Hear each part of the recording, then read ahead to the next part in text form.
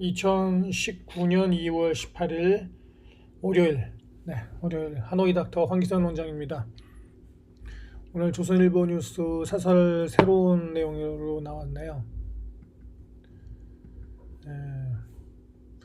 트럼프는 이제 북핵 폐기보다는 이제 2월 27, 28일 하노이 방문 이제 전에 입장을 좀 바꿔서 북핵 미사일에 대한 실험을 원치 않을 뿐이다 라고 이렇게 나왔다고 걱정하는 논설을 나왔습니다. 그래서 우리는 그저 트럼프 얘기입니다. 실험을 원치 않을 뿐이다 이렇게 얘기했고 입장이 많이 바뀌어진 거죠. CVID 같은 뭐 원칙적인 확실한 그런 북핵의 제거에 관심 있는 것이 아니라 더 이상의 실험만 안 하면 된다라는 태도로 입장을 급선회한 것입니다. 이렇게 되면은 이제 북한은 진실로 핵 보유국이 될 가능성이 매우 높아진 것이다. 이러한 우리 논설 내용이 되겠습니다. 또한 지난 2월 13일 폼페이오 미 국무장관이 대북 제재 완화를 처음으로 언급하였습니다. 이것도 역시 전에 얘기하던 것과는 전혀 다른 그런 내용이 되겠습니다. 최근 미국 그 정보 수장들과 군사령관들이 한 목소리로 김정은은 핵을 포기 안 할 것이라고 증언했으나 어쨌든 트럼프 미국 대통령은 그런 의견은 별로 이렇게 귀에 듣지 않는 상태라고 돼 있고 최근 미국의 그 뉴스들을 둘러보면은 어떤 뉴스 경우에는 미국 트럼프 대통령이 자기들 부하인 미국 그 정보 수장들의 의견보다는 러시아의 푸틴 대통령 측에서 나오는 러시아 정보를 북핵에 대한 정보를 더 신뢰한다는 그런 뉴스도 오늘자에 발표된 바가 있습니다. 이렇게 되면은 결국에는 그 북한의 김정은이 이번 2월 27, 28일 제2차 미북 회담에서 원하는 것은 두 가지죠. 양수 겹장이라고 그럽니까? 그래서 핵과 경제 발전 두 가지를 동시에 가지기를 희망하는 것입니다. 그럴 경우에 핵을 포기 안 하고도 단지 핵 실험만 중단한다 하더라도 이 그 제재 완화와 또 핵 두 가지를 다 가질 수 있는 그런 계기가 될 수 있다는 것이죠. 그렇게 되면은 북한의 김정은에게 남은 그 장애물은 단지 하나죠. 왜냐하면 핵은 이미 가진 거나 마찬가지고 이렇게 되면은 그죠? 북핵은 이미 가진 거고 실험만 더 안 하면 되니까 당분간 그것도 당분간입니다. 하고 경제 완화는 줄 것이죠. 미국이 그렇게 되면은 김정은에게 남아 있는 그 단 하나의 이제 걱정거리는 과연 내가 경제 완화를 북한에서 오픈했을 때 나의 그 지배 체제, 강력한 지배 체제가 유지될 수 있는가? 어떻게 유지할 수 있는가? 어떻게 나의 지배 체제를 유지하고도 경제를 발전시킬 수 있는가? 베트남식으로, 그렇죠? 또는 변형된 베트남식으로. 이것이 김정은의 유일한 질문이 되겠고, 궁금거리가 되겠고, 걱정거리가 되겠고, 나머지는 김정은에게는 순풍의 돛담배 같은 그런 순항이 이어지지 않을까 하는 그런 생각이 듭니다. 감사합니다. 집에서 미국 돈 300만 달러가 나왔다 그래가지고 북한 백하원 초대소 소장 공개 처형을 했답니다. 이 김대중, 노무현, 문재인 정상회담을 위해 방북했던 숙소였고 여기 이제 소장이 나와서 뭐 서빙도 하고 인사도 하고 했겠죠. 이제 문재인이가 이제 만약에 이제 북한 가면 또 묵을 거 아니야. 여기 있던 그 나한테 인사하던 그 소장 어디 갔어요? 이렇게 물어보면 김정은이가 내래 씨발거 죽여버려 싸우던 뭐 이럴 겁니까? 와, 나 진짜 스펙타클하다. 왜? 문재인 대통령과 우리 정부는 북한 인권 이야기는 안 하느냐. 근데 여기에 대해서 분명히 선생님께서 설명해 주실 이야기가 있으실 것 같거든요. 네. 그 인권 문제는 네. 그래요. 그러니까 쉽게 얘기해서 이제 신뢰가 쌓이지 않은 상태에서 북의 인권 문제를 거론을 하면 북은 그것을 내정 간섭이고 자기들이 체제에 대한 위협으로 보거든요. 네. 그러면 그게 평화하고의 반비례를 가져오고 그다음에 그 베이직 휴먼 니즈라고 해서 북한의 기본적인 소위 생존권하고 네. 반비례를 가져오는 문제가 있거든요. 그렇기 때문에 우선 제일 어려운 핵 문제부터 해결하면서 신뢰가 쌓이면 그때 되면 자연스럽게 인권 문제를 우리가 얘기할 수 있죠. 그리고 김정은 위원장도 알 겁니다. 네. 김정은 위원장이 제일 하는 게 미국하고 외교관계 정상화거든요. 네. 그러려고 미 상원의 3분의 2 이상의 비준을 받아야 된단 말이에요. 인권 문제 다루지 않고 어떻게 그걸 받습니까? 그러니까 북도 그건 모르는 바가 아니기 때문에 저는 지금 어려운 지금 우리 사활이 걸린 핵 문제에서 진전이 있게 되면은 인권 문제는 저는 순조롭게 풀릴 수 있다고 저는 거의 전 장담을 합니다. 순서의 문제인 건.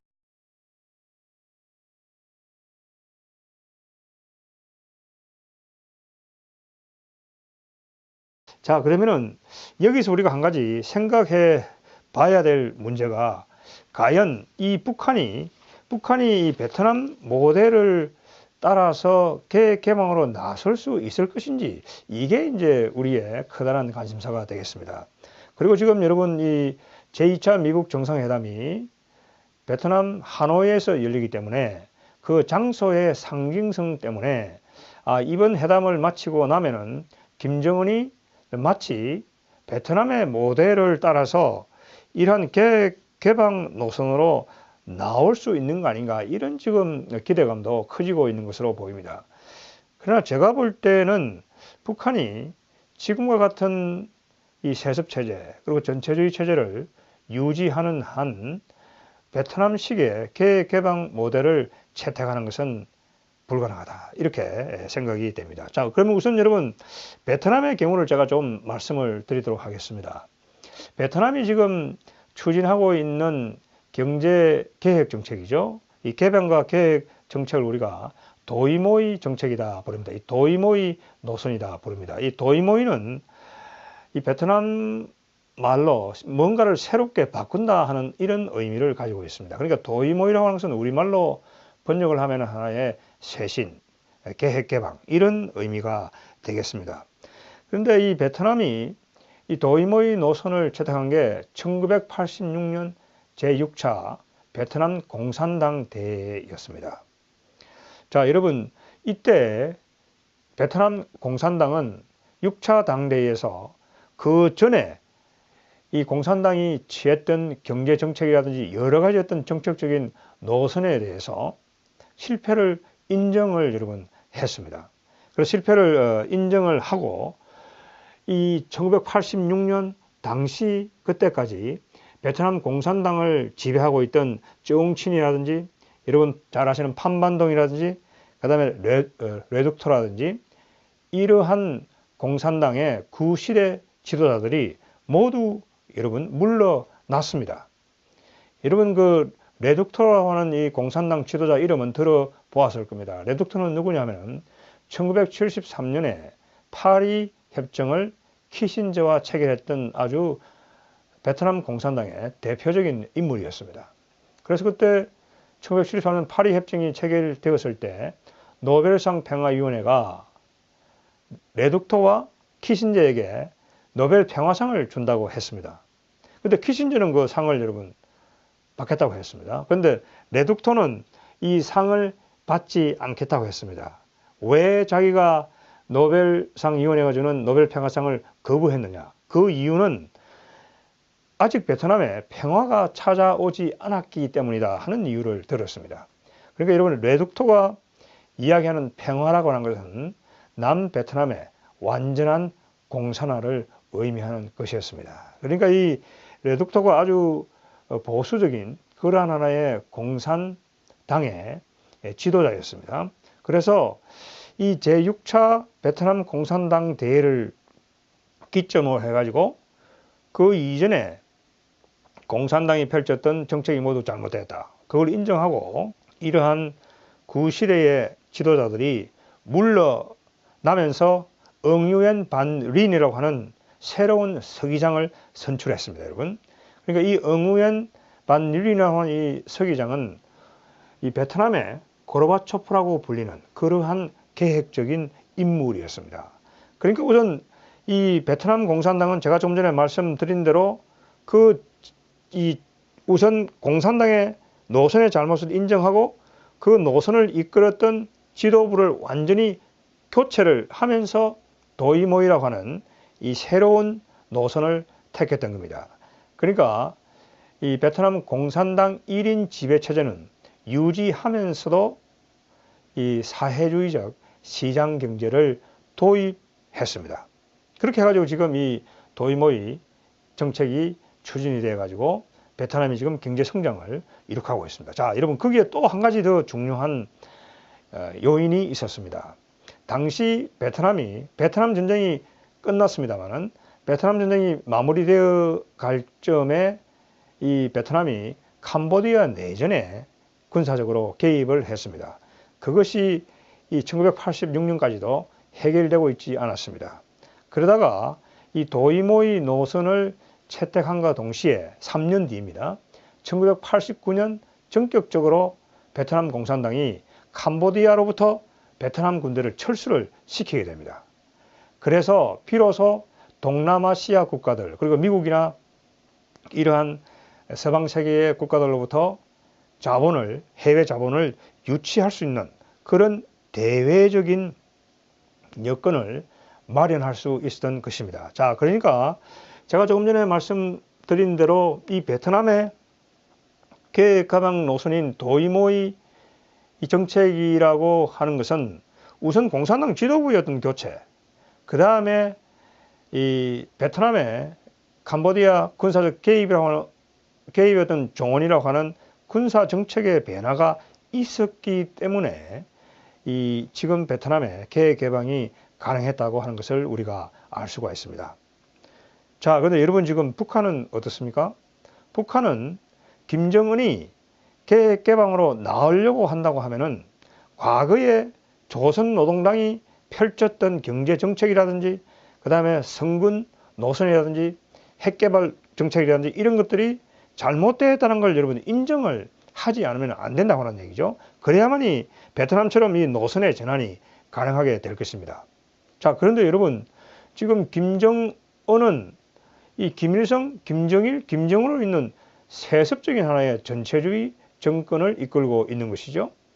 그러니까 김정은이가 이 베트남 공산당이 했던 것처럼 그 앞에 지도자들이 잘못됐다는 그 잘못을 인정하고 비판을 한다고 하는 것은 김정은이 자기 할아버지하고 아버지를 지금 비판하는 그런 결과를 가져오게 되는 것이죠. 그것은 바로 자기 선대에 대한 비판이라고 하는 것은 김정은 자신의 어떤 권력 기반을 완전히 허무는 여러분 그런 지금 결과를 가져온다고 하는 것입니다. 그렇기 때문에 이 김정은이 북한이 이 베트남처럼 개방 노선으로 간다고 하는 것은 상당히 어려울 것이다. 거의 불가능할 것이다. 이렇게 볼 수가 있을 것입니다.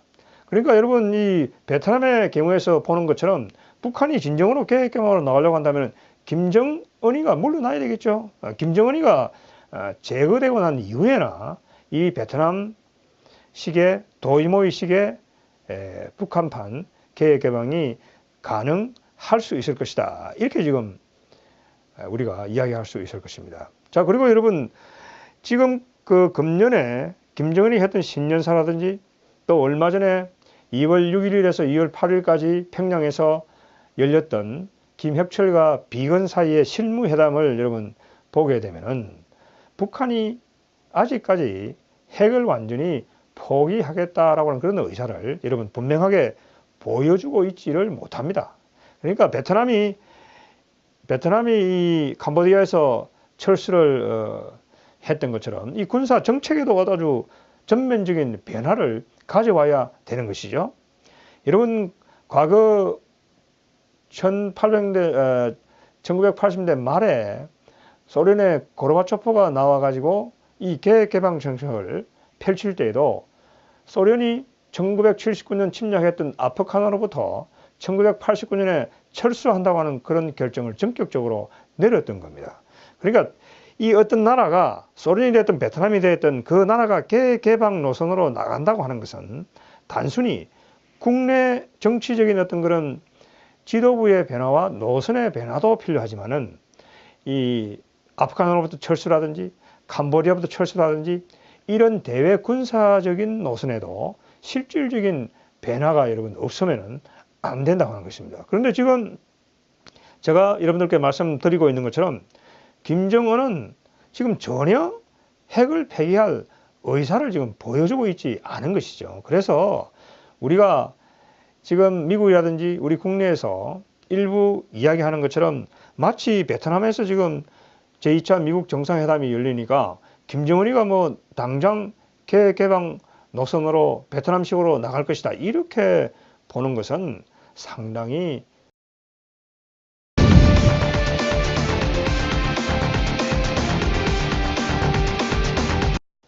잘못된 것이다 이렇게 생각합니다.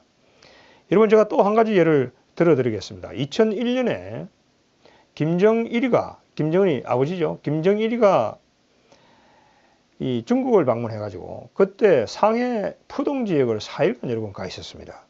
그래가지고 그때 상해 지역을 둘러보고 이 김정일이가 했던 이야기가 뭐냐면은 이 상해가 완전히 천지 개벽을 했다 이런 표현을 사용했습니다.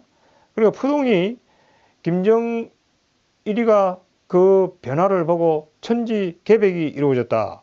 그랬더니 그걸 마치 국내 언론이나 서양의 언론들이 김정일이가 북한을 중국식 개방 모델로 갖고 가려고 하는 신호탄이다. 이렇게 이야기를 했습니다. 그런데 그건 전혀 그 이후에 김정일이가 북한을 개방하겠다고 하는 그러한 노선을 전혀 보여주지 않았습니다, 여러분. 그러니까 지금 돌이켜 본다고 한다면은 김정일이가 푸동을 방문해가지고 천지 계획이라고 하는 그 발언을 한 것은 북한 조선노동당의 선전기관이 하나의 쇼를 하기 위해서 선전선동을 하기 위해서 아주 교묘하게 만들어낸 그러한 하나의 문구였다. 그러한 선전적인 활동이었다 하는 것을 우리가 알 수가 있는 것입니다. 그래서 우리가 김정은이가 베트남식의 개방으로 나가리라고 하는 것은 우리가 전혀 기대하기 어렵다 하는 점을 우리가 분명하게 이해하는 게 매우 중요하다 이렇게 생각됩니다. 그러니까 김정은이가 지금 생각하고 있는 것은 양손에 떡을 쥐겠다고 하는 것이죠. 핵도 갖고 이 경제 지원도 받겠다고 하는 얘기죠. 그럼 거의 지금 불가능한 일을 김정은이는 하겠다 이렇게 지금 이야기를 하고 있습니다. 그러니까 김정은이가 2019년 신년사에서 한 이야기가 뭐냐면은 문재인 정부에게 아무런 조건 없이 금강산 관광과 개성공단을 재개할 것을 요구를 했던 것이죠.